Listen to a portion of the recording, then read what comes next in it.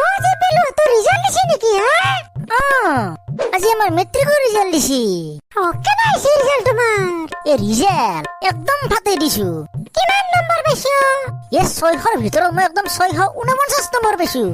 কি কোৱা?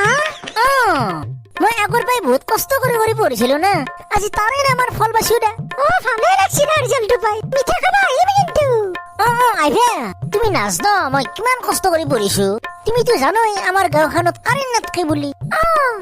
ৰাতি হলেতো মই পঢ়িবা নোৱাৰো, সেইকাৰণে মই নিজে নিজে লাইট এটা বনাই লৈছো। কি লাইট বনিছ? Automatic light.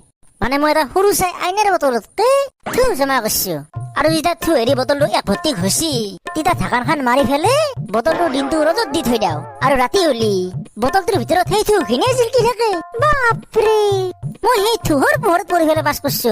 বাপৰে বিৰাট কষ্ট কৰি পঢ়িছ না তুমি। কিহৰ মেল চলছি হাতে? তুমি এটা পাৰ্টি দিব লাগব না।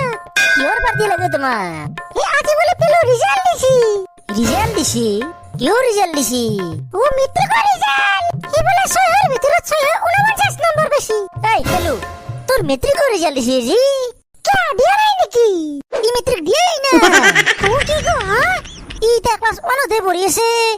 মোৰ বা ইমান মিছা কথা কৈছলি তুই। আৰু তই ক্লাছ 1ত পঢ়ি পেলাই তই মেট্ৰিক দিবা না তই আজি শেষ।